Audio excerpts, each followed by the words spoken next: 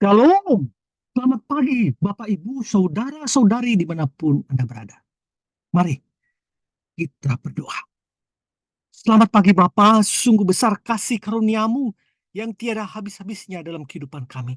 Engkau berikan hari yang baru. Kami juga mohon Tuhan di hari yang baru ini kami boleh menjalani melalui ucapan bibir kami, melalui kelakuan kami, melalui mata kami, melalui seluruh tubuh kami Tuhan, agar sesuai kehendak dengan kehendak Tuhan. Ajar-ajari kami untuk melakukan perkataan-perkataan yang benar terhadap sesama kami manusia. Dan ajar kami Tuhan untuk menjadi terang dalam hidup sekitar kami. Di dalam nama Tuhan Yesus kami berdoa. Amin.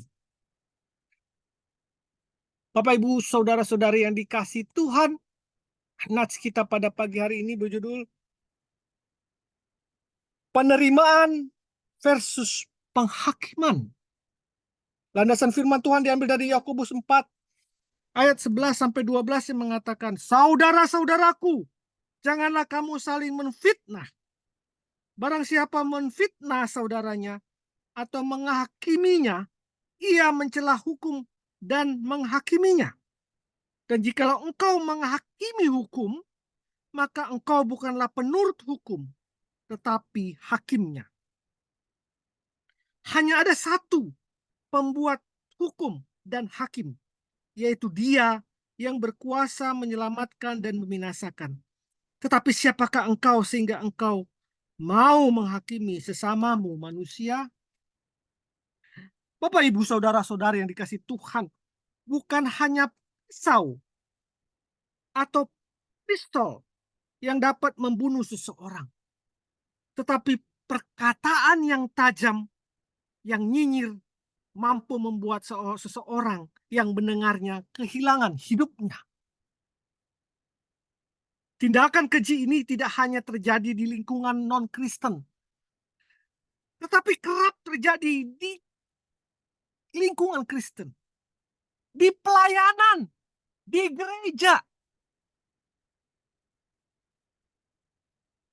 Saya mau menceritakan satu orang yang mengalami teman saya masalah yang cukup berat. Sikap dan perkataan dari teman-temannya maupun gembala sidangnya sempat membuatnya mundur dari pelayanan. Perkataan-perkataan teman-teman sepelayanan. Ironis, bukan? Sehingga membuat dia mundur dari pelayanan dan tidak beribadah selama beberapa waktu. Ini terjadi di gereja saya juga. Beberapa orang satu keluarga sampai meninggalkan gereja karena cekcok di dalam pelayanan. Merasa yang satu sok jagoan, merasa yang satu sok mampu, merasa yang satu punya kuasa. Padahal kepala gereja bukan dirinya, tetapi Yesus Kristus. Dia lupa akan hal itu. Sehingga dia menghakimi sesamanya. Dan membuat kehilangan hidup orang yang dihakimi.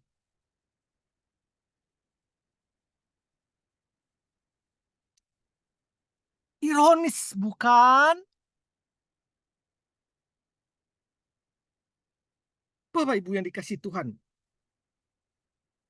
kita tidak tahu pasti kondisi emosi atau keadaan dan iman dari orang-orang di sekeliling kita. Masing-masing berbeda-beda. Tetapi jangan kita mengsamakan semua. Hati-hati dalam mengekspresikan maksud baik kita. Salah-salah perkataan kita bukannya membangun, malah melemahkan orang tersebut. Bahkan membuat orang tersebut menjadi patah arang. Bukankah Mahatma Gandhi pun tidak jadi masuk Kristen karena satu hal yang diperbuat oleh orang-orang yang di dalam gereja yang tidak mau menerimanya sebagai orang yang berkulit, berwarna. Ironis, bukan? Kembali saya mengatakan kita semua mempunyai berbagai beda-beda sifat dan iman kita, tingkatan iman kita. Belum tentu yang kita katakan sesuatu yang baik, maksud baik, itu bisa diterima dengan baik oleh orang yang jatuh ke dalam jerat dosa. Jadi jauhkan dari sikap untuk menghakimi dengan perkataan, dengan sikap kita. Coba tempatkan diri kita pada posisi yang benar, yang tulus.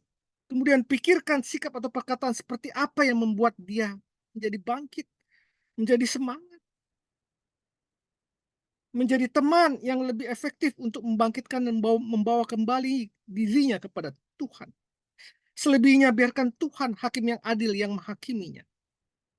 Hanya ada satu pembuat hukum dan hakim, yaitu Dia, yaitu Tuhan yang berkuasa menyelamatkan dan membinasakan. Tetapi siapakah engkau sehingga engkau mau menghakimi sesamamu manusia? Yakobus 4 ayat 12. Ingatlah, penghakiman manusia menjatuhkan, tetapi pendisiplinan Tuhan berkuasa membangkitkan kita. Mari kita berdoa. Bapa, ampuni aku yang sering jatuh dalam dosa menghakimi seseorang. Beri aku kebijakan bagaimana harus bersikap dan berkata-kata setiap hari. Dalam nama Yesus aku berdoa. Aku berdoa juga buat orang-orang yang sudah kepahitan, yang sudah meninggalkan gereja kami karena luka batin di dalam gereja. Kembalikan Tuhan, bangkitkan dia Tuhan. Dalam nama Tuhan Yesus kami berdoa. Amin. Penerimaan yang tulus bekerja lebih efektif daripada kata-kata penghakiman yang dikemas dengan rapi. Selamat pagi, selamat merenung. Hati-hati dengan mulutmu. Tuhan memberkati. Amin.